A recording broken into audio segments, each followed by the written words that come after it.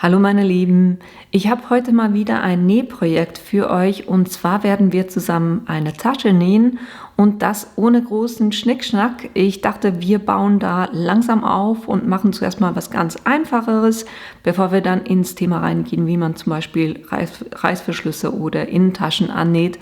Von dem her starten wir einfach und wie das Ganze funktioniert, das zeige ich euch gleich.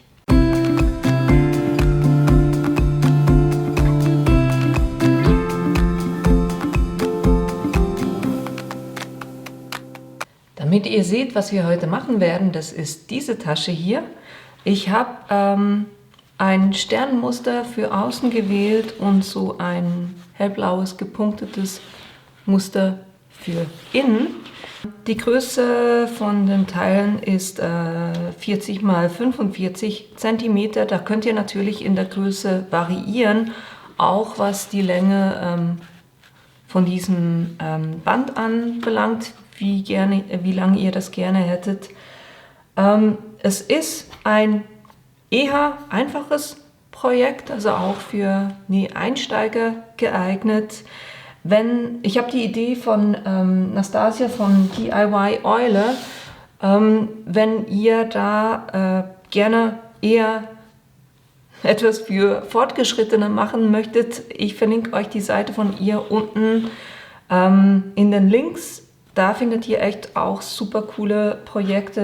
Und sie hat auch ein Buch gemacht, wenn ihr lieber in der Form euch Sachen anguckt.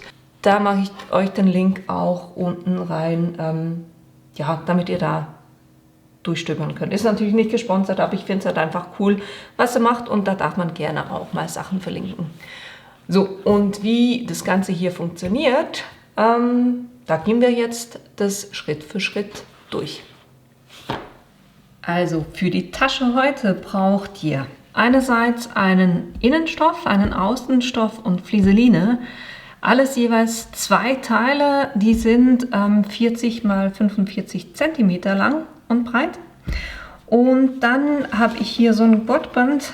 Der dunkelblaue wird mein Außenstoff und da habe ich ein passendes Gurtband dazu. Da habe ich 2 x 1,50 Meter.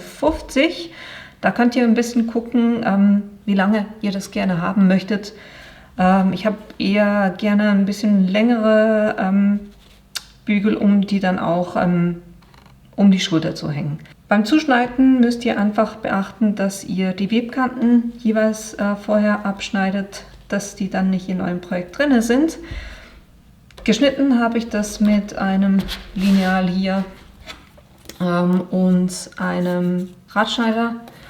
Und dann braucht ihr natürlich auch noch in der passenden Farbe Garn. Was ich jetzt als allererstes machen werde, ist, ich bringe die Flieseline auf den Außenstoff auf, um den so ein bisschen zu verstärken. Fragt euch nicht über meine wunderschöne Bügeldecke. Ich weiß, die ist hässlich, aber naja, es hatte nichts Schlichteres. Da dachte ich so, okay, besser. Ich habe eine als, als gar nicht. Ne? Gut, Flieseline, ich habe den Stoff mit der Außenseite nach unten und die Flieseline müsst ihr so gucken, die eine Seite glänzt so ein bisschen, das ist da, wo der Leim drauf ist und die dann auf den Stoff drauf. Und dann könnt ihr das Ganze aufbügeln. Am besten fängt ihr da in der Mitte an und bügelt es gegen außen.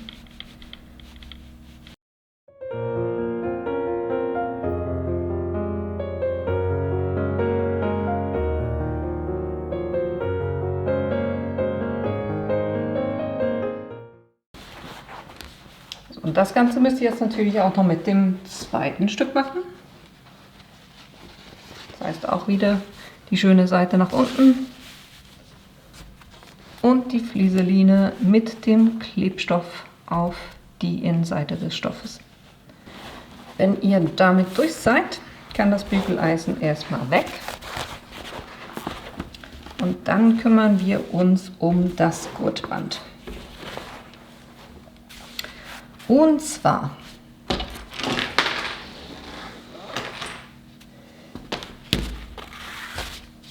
Aber müsst ihr gucken, wenn ihr es hinlegt, dass ihr es nicht verdreht, ne? Dass oben wirklich schön hier dieser Bogen hier oben schön da liegt. Und dann guckt ihr einfach, dass ihr von beiden Seiten gleich weit nach innen geht. Ich habe hier jetzt 10 cm, das heißt diese Kante hier ist 10 cm, das mache ich auf der anderen Seite auch.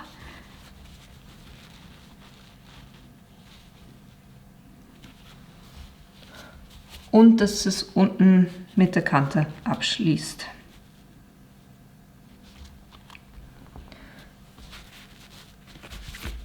Und das stecke ich mir jetzt kurz fest.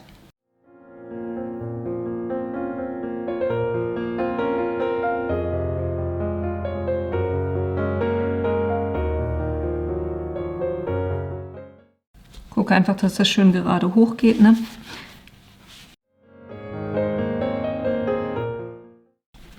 Und dann von oben müsst ihr gucken, weil wir machen ja hier oben machen wir die Naht dann noch, dass ihr da nicht ganz bis oben hin näht, wenn ihr das Gurtband festnäht. Deshalb markiere ich mir das jetzt mal bei, nehmen wir da 10 cm runter. Und dann mache ich mir hier so eine Nadel rein, dass ich weiß, okay, bis hierhin kann ich nähen. Und dasselbe natürlich auch auf der anderen Seite.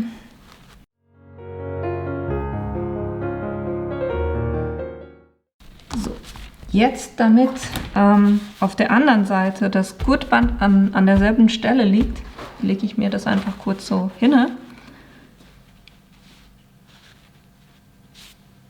Und das zweite Gurtband auch wieder oben gucken, dass sich das gut hinlegt und nicht sich verdreht. Und dann könnt ihr euch hier am Gurtband vom unteren Teil orientieren. Dann legt ihr das genau am selben Ort hin und macht auch das fest.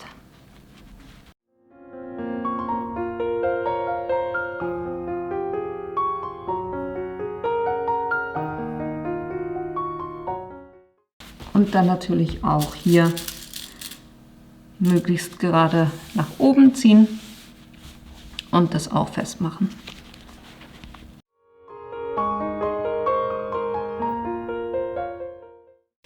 Und auch hier markiere ich mir oben wieder die Stelle, wo 10 cm sind, ab der oberen Kante.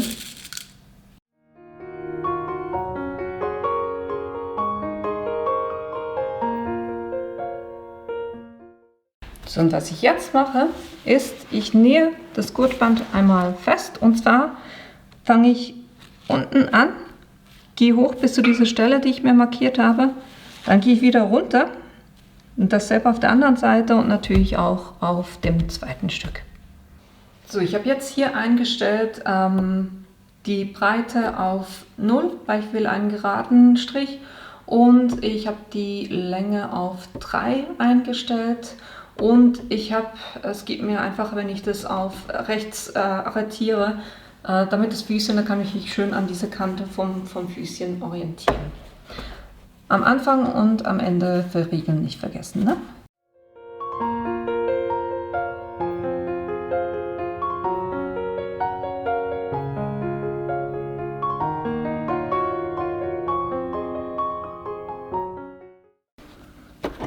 Jetzt gehe ich hier knapp an diese Nadel, die ich eingesteckt habe, ran. Mache, dass die Nadel unten ist, hebe das Füßchen, nehme diese Nadel weg und dann kann ich gleich den Stoff drehen, Füßchen wieder runter und weiter nähen.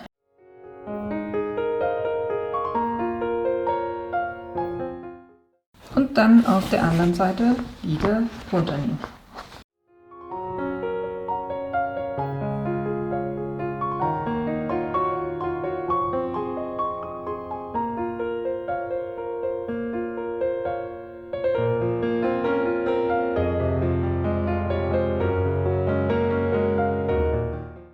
Und jetzt dasselbe noch mit der zweiten Seite.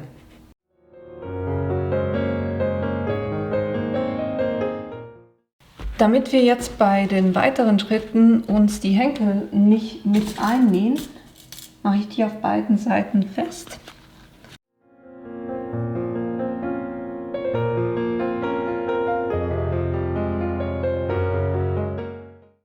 Und jetzt kümmern wir uns um den Innenstoff.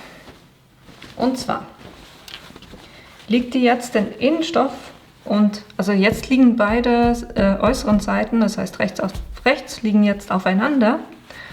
Und jetzt klebt ihr euch hier die obere Kante, dass das schön aufeinander liegt, klebt ihr euch fest oder ihr macht es mit einer Nadel fest. Ich arbeite hier gerne mit diesen Clips. Und dann gucke ich jetzt einfach, dass ich wirklich alles schön Kante an Kante habe.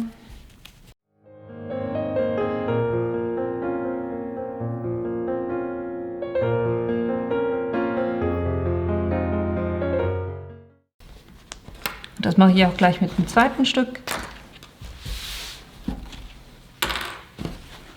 Auch wieder rechts auf rechts.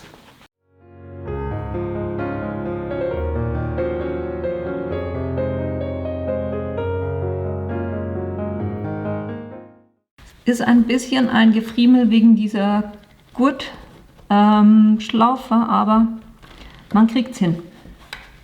Und jetzt nehmen wir auf beide Stücke jetzt hier oben zusammen. Das mache ich jetzt auch wieder mit einem geraden Stich mit 1 cm Abstand von der Kante und ich werde einen Abstand von 2 nehmen. Und hier einfach darauf achten, dass ihr wirklich das Gurtband hier nicht einnäht. Und natürlich wie immer am Anfang und am Ende verriegeln.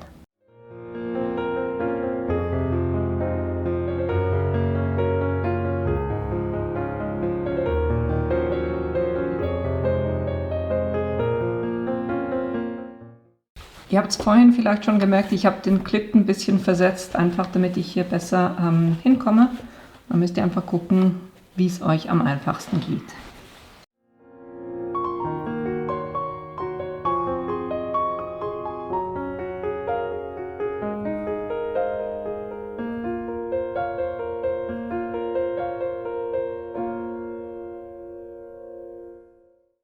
Was wir jetzt als nächstes machen, ist, wir legen die beiden Stoffe rechts auf rechts.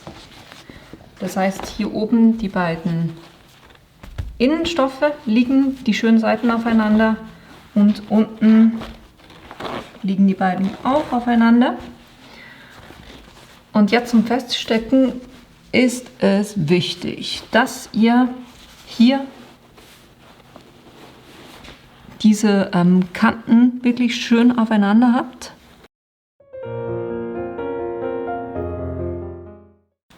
Auf beiden Seiten natürlich, ne?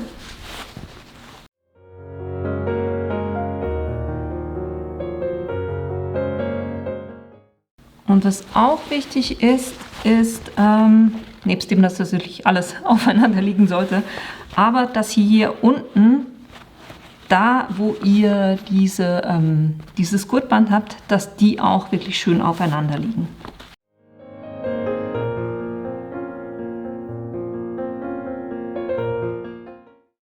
Das heißt, ich gucke hier, dass ich den Stoff aufeinander liegen habe, aber auch die Gurtbänder aufeinander liegen. Und so mache ich es dann fest.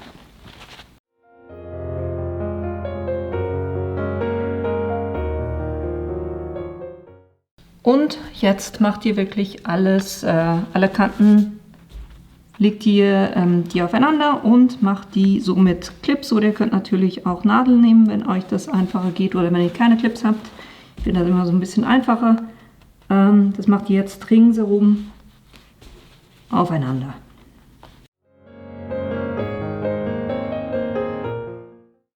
Wenn ihr das ringsherum alles festgesteckt habt, dann näht ihr einmal wirklich ringsherum um diese Tasche herum. Ihr fangt aber bei der Innentasche an und entweder auf der Seite oder auf der Seite, je nachdem, wie es euch einfacher geht. Aber denkt daran, dass ihr hier oben braucht ihr eine Wendeöffnung von 10 bis 15 cm, von dem her anfangen, verriegeln, einmal ringsherum nähen, bis ihr wieder hier angekommen seid, wieder verriegeln und dann, ja, haben wir diesen Schritt schon mal gemacht. Und hier lasst ihr auch wieder 1 Zentimeter Abstand vom Rand und dann kann es losgehen.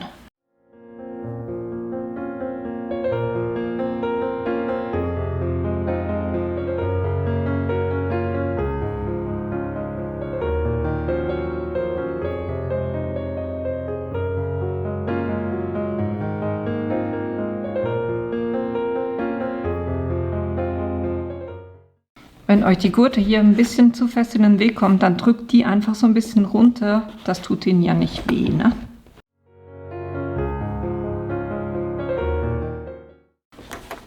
Jetzt Folgendes, wenn ihr zu den Gurten kommt, näht langsam. Ihr könnt auch effektiv mit dem Rad von Hand weiter nähen, weil sonst habt ihr hier die Gefahr, dass euch die Nadel wegspringt. Da das ganze Gewicht hier an diesem Gurt eigentlich hängt von der Tasche, wenn ich die dann um die Schulter trage, nähe ich hier einmal vor, einmal zurück und dann wieder vor und gehe weiter.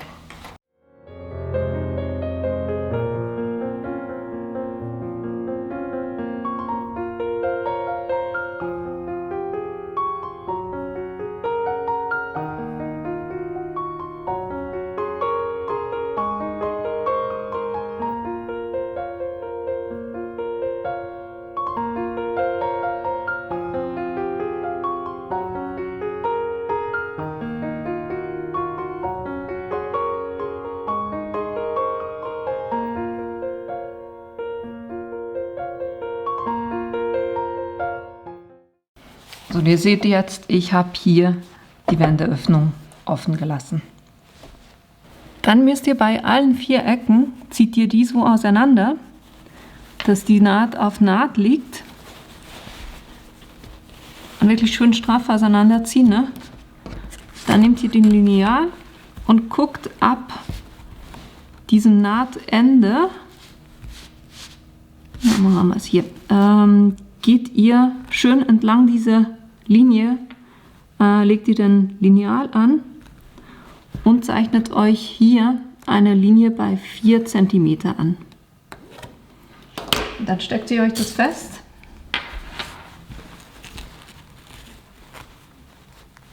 Und da müssen wir jetzt einmal drüber nähen.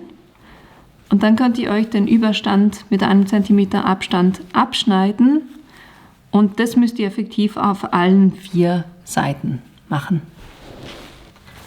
So, das habe ich jetzt auf allen Seiten gemacht und jetzt können wir durch die Wendeöffnung hindurch die Tasche durchziehen. Achtet darauf, dass ihr vorher die Nadeln rausnehmt, die ihr festgemacht habt, um die Gurte festzumachen. Und dann geht es am einfachsten, wenn ihr die hier so ein bisschen zusammenstülpt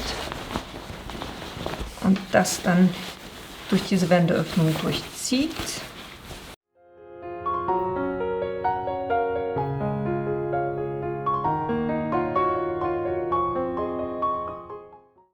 Und wenn ihr das dann durch habt, dann könnt ihr hier die Tasche rausziehen.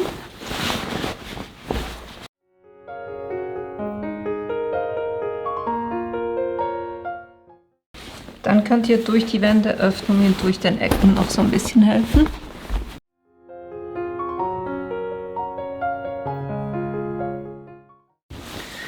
Dann müssen wir hier oben bei der Wendeöffnung, die müssen wir jetzt auch noch kurz vernähen.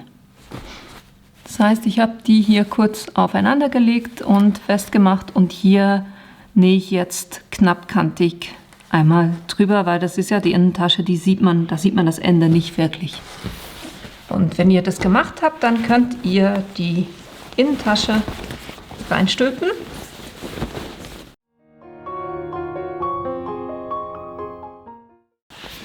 Und damit wir hier oben eine schöne Kante haben, werde ich das kurz noch die Kanten bügeln. Und dann fahre ich effektiv auch mit der Maschine nochmal diesen Rand ab, damit wir hier einen schönen Abschluss haben.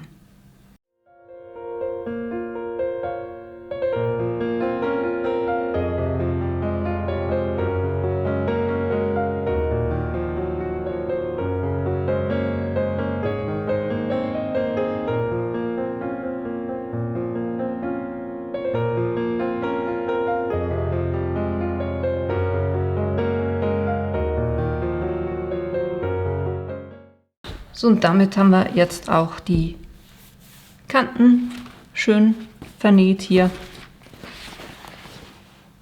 Und fertig ist unsere Tasche.